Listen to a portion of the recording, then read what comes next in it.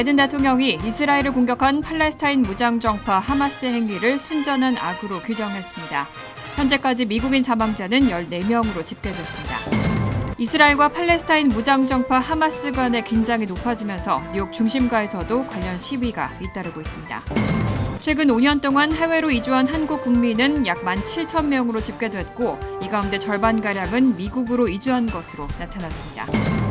자동차 보험료가 1년 사이 무려 17%나 큰 폭으로 상승했습니다. 노스캐롤라이나주의 한 맥도날드 매장에서 직원이 여성 고객에게 총격을 가하는 사건이 발생했습니다.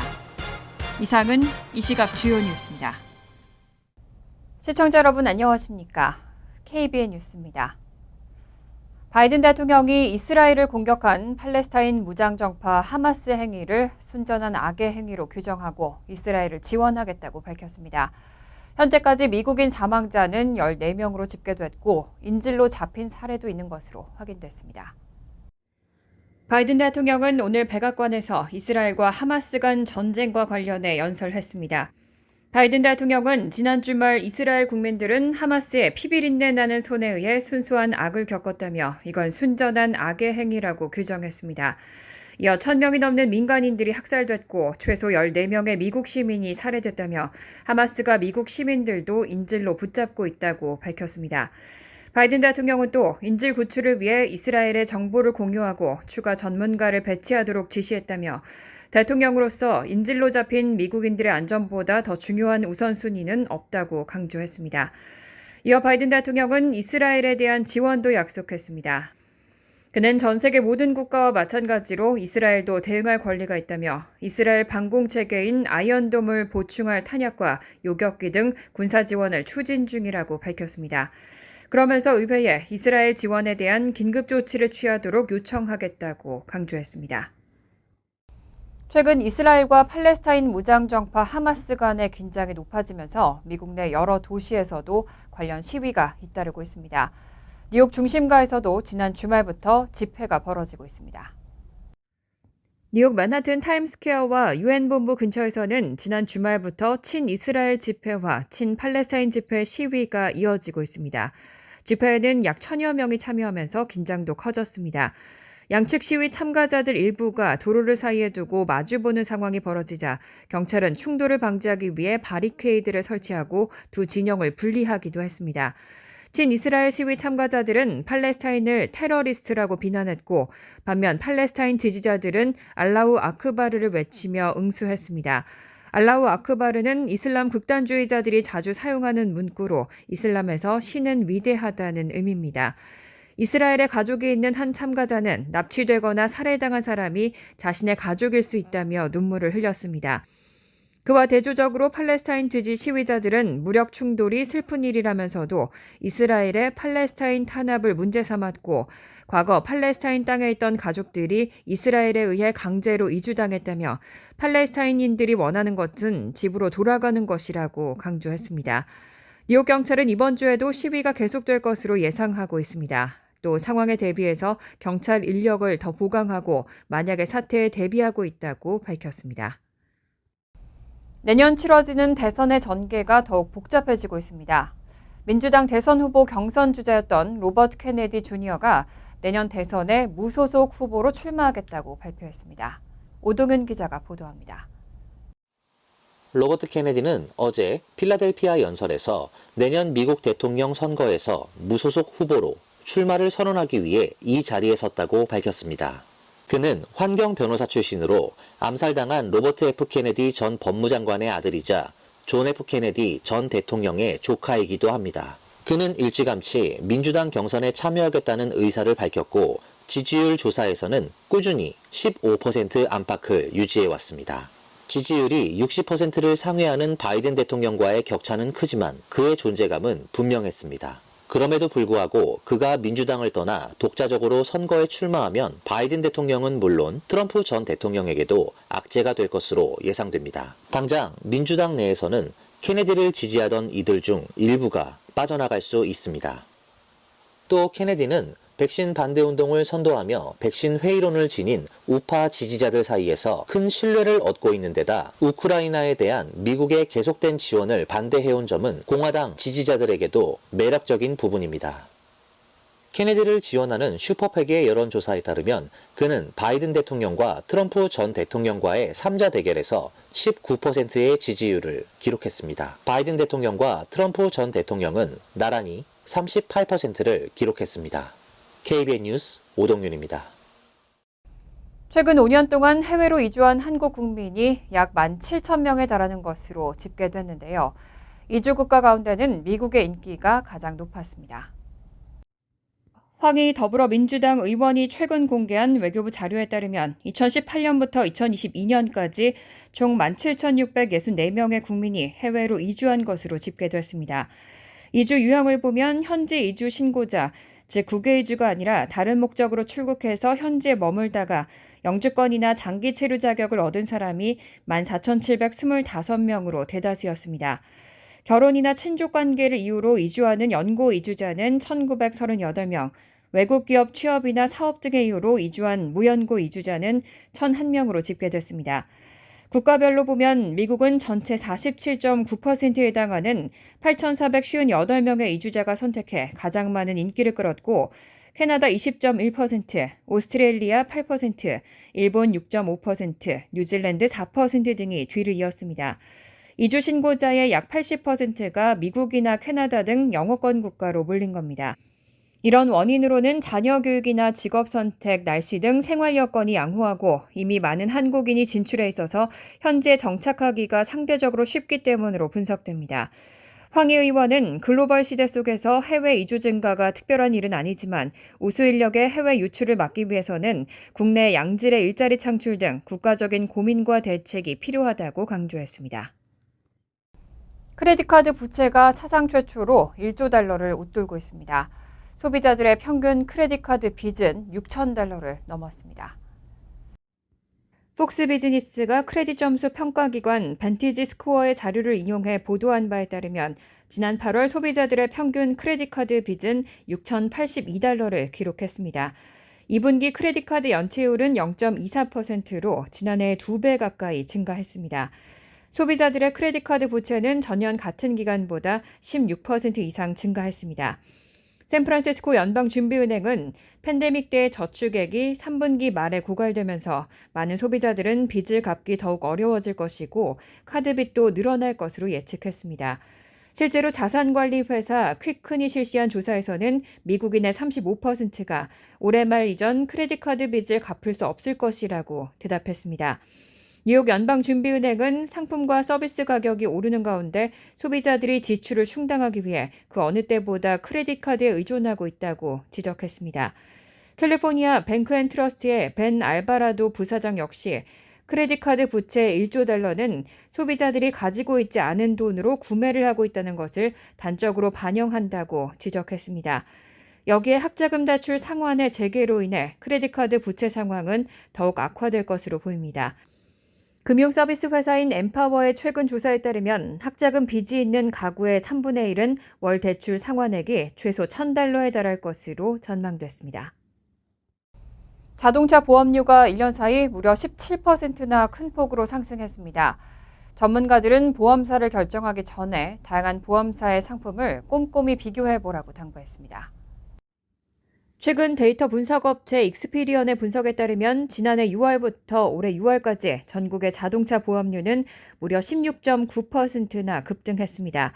물가 상승률인 3%와는 비교도 안 되는 수치입니다. 그 배경으로는 신차와 자동차 리스 가격의 상승, 그리고 특히 자동차 수리 비용이 19.8%나 상승한 것이 주요 원인으로 지적됩니다. 이런 수리비 증가는 최근 자동차 보험료의 인상과도 직결돼 있습니다. 전문가들은 인플레이션으로 인건비 및 교체 부품 가격이 전반적으로 상승한 만큼 보험사들이 부담하는 손해 복구 비용이 늘었다고 분석하고 있습니다. 또 최근 출시되는 차량들에 탑재된 첨단 부품과 전기차의 상용화도 원인으로 꼽힙니다. 전기차의 경우는 사고 시 수리비 견적이 높아지기 때문에 보험사들이 파손 정도에 상관없이 전손 처리를 하는 경우도 흔하게 증가하고 있습니다. 한편 익스피리어는 일부 보험사들은 안전한 주행을 장려하기 위해 차량에 추가 장치를 설치하거나 스마트폰 앱을 통해 운전 습관을 기록해서 안전한 주행이 보고되면 보험료 할인 혜택을 제공하는 곳들이 있다고 전했습니다. 또 충돌 대비 방어적 운전법 등 교육 프로그램을 이수할 경우 보험료를 최대 15%까지 할인해주는 보험사도 있다고 덧붙였습니다. 프로그레시브 보험의 경우 두 가지 보험료 절약 방법을 모두 제공하고 있고 올스테이트 보험은 운전 교육을 통한 보험료 인하 혜택을 주고 있습니다. 하루 이틀의 문제가 아닌 뉴욕시 주차난은 이미 심각한 수준인데요. 이런 가운데 주차 미터기의 요금 인상이 일주일 앞으로 다가왔습니다. 뉴욕타임즈는 어제자 보도에서 뉴욕의 주차 문제가 그 어느 때보다도 심각하다고 지적하고 인플레이션과 주택 위기, 팬데믹의 여파로 뉴욕시에서는 차 소유가 거의 불가능해졌다고 전했습니다. 지난 회계연도 뉴욕시경이 발부한 주차 티켓 건수는 840만 장에 달하며 역대 최고 기록을 세웠습니다. 뉴욕타임즈는 이렇게 심각한 주차난의 첫 번째 원인으로 급증하는 차량 수를 꼽았습니다. 뉴욕주 차량국의 데이터에 따르면 뉴욕시에 등록된 차량은 220만 대를 넘어섰고 매일 다른 지역에서 뉴욕으로 유입되는 차량 수는 그 이상입니다. 그런데 뉴욕시 무료 주차 공간은 300만 개에 불과하기 때문에 매일 이 공간을 두고 약 500만 대의 차량이 경쟁을 벌이는 셈입니다. 지역계획협회는 뉴욕시 노상 주차장이 대부분 무료고 미터기 주차장이 상대적으로 저렴해서 차량 전환이 잘 안 된다며 다음 주부터는 맨하튼을 시작으로 주차 미터 요금을 인상하고 차량 전환을 유도할 것이라고 전했습니다.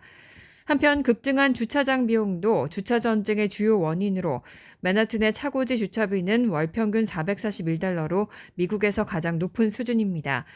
게다가 최근 에릭 애담스 뉴욕시장이 주택 위기를 해결하기 위해 주거용으로 전환 가능한 건물에 주차장을 포함시키면서 주차 공간은 더 줄어들 전망입니다. 노스캐롤라이나주의 한 맥도날드 매장에서 총격 사건이 발생했습니다. 매장의 직원이 난동을 부리던 여성 손님에게 총격을 가했고 여성은 현장에서 사망했습니다. 노스캐롤라이나주 핸더스빌에 있는 맥도날드 매장에서 한 30대 여성이 매장 직원이 쏜 총에 맞아 사망한 것으로 알려졌습니다. 사망한 여성의 신원은 알려지지 않았습니다. 폭스뉴스에 따르면 해당 피해 여성은 사건 발생 전 매장 근처의 버스 정류장에서 지인과 다툼을 벌였고 이후 해당 지인이 싸움을 피해 매장으로 들어갔습니다. 그러자 이 여성은 지인을 따라 맥도날드 매장 안으로 들어갔고 또다시 싸움을 이어갔습니다. 해당 매장의 점장이 이들을 가게에서 내보냈지만 이후 피해 여성은 다시 매장으로 돌아와 점장과 다른 남성 직원을 밀치며 난동을 부렸습니다. 그때 해당 직원이 소지하고 있던 권총으로 여성을 쐈고 그 결과 여성은 현장에서 사망했습니다. 가해 직원은 사건 직후 자신의 차를 타고 도망쳤지만 결국 자신의 자녀가 다니는 초등학교 주차장에서 경찰에게 검거됐습니다. 핸더슨빌 경찰은 해당 남성을 1급 살인 혐의로 기소할 예정이라고 밝혔습니다. 맥도날드 측은 공식 입장을 내놓지 않았습니다. 간추린 소식입니다. 백악관 법률고문은 바이든 대통령이 부통령 시절의 기밀문서 유출 의혹과 관련해 8일에서 9일 이틀간 자발적으로 특검의 신문을 받았다고 밝혔습니다. 이언 샘스 백악관 감독조사 담당 대변인은 처음부터 말했듯 대통령과 백악관은 수사에 협조하고 있다며 수사의 진실성을 보호하기 위해 적절한 경우 관련 업데이트를 공개적으로 제공하고 최대한 투명하게 하고 있다고 말했습니다. 지난해 11월 2일 바이든 대통령의 변호사들은 워싱턴 DC의 개인 사무실에서 부통령 시절 작성된 기밀 문서를 발견했습니다. 이후 12일과 14일에도 기밀 표시가 된 문서가 델라웨어, 윌밍턴, 사저 등에서 추가로 발견되면서 특별 검사를 임명하고 수사를 진행하고 있습니다. 샌프란시스코 경찰은 어제 차를 타고 중국 영사관 로비를 들이받은 신원 미상의 남성이 현장에 도착한 경찰들과 대치하다 경찰 총에 맞아 사망했다고 밝혔습니다. 경찰 대변인에 따르면 용의자는 어제 오후 3시 9분께 차량을 운전해 중국 총영사관 로비로 돌진했습니다. 경찰은 사고 발생 몇 분 만에 대응에 나섰고 로비에서 운전자와 마주쳐 총격을 가했다고 전했습니다. 운전자는 인근 병원으로 옮겨져 사망 판정을 받았습니다. 경찰은 부상자가 보고되진 않았지만 영사관 내 일부 기물들이 파손됐다고 전했습니다. 또 수사가 진행 중이라고 밝히고 경찰이 총격을 가한 이유와 사망자의 무장 여부 등 추가 정보는 공개하지 않았습니다. 미국 현대언어협회에 따르면 지난 2020년 코로나19 팬데믹이 한창의 시기에도 다른 외국어 과목들과는 달리 미국 대학 내 한국어 과목 수강생 수는 2016년보다 25.5% 늘면서 외국어 과목 가운데 가장 높은 증가율을 기록했습니다. 협회가 1,308개 대학을 표본으로 선정해 2020년 가을 학기 영어 외 언어 과목들의 수강생 수를 집계한 결과 2016년 가을 학기보다 15.2% 감소했습니다.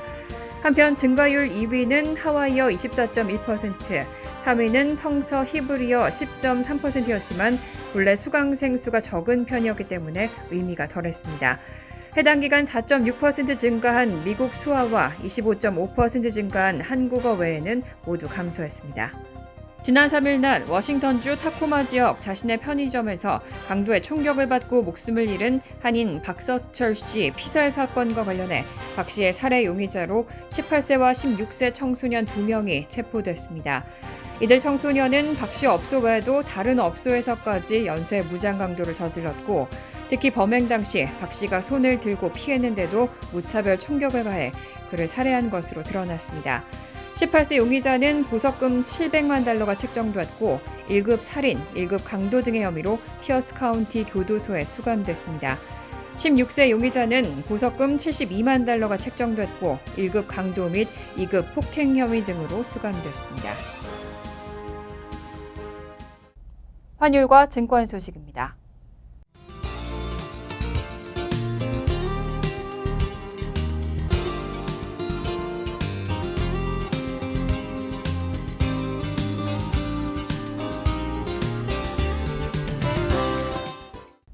이어서 날씨입니다.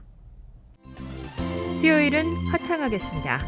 낮 최고 기온은 67도, 섭씨 19도, 밤 최저 기온은 48도, 섭씨 9도로 예상됩니다. 목요일도 화창하겠습니다. 금요일 역시 화창하겠지만 밤 늦게는 소나기 내릴 가능성이 있습니다. 이상으로 KBN 뉴스를 마칩니다. KBN과 함께 즐거운 저녁 되시기 바랍니다.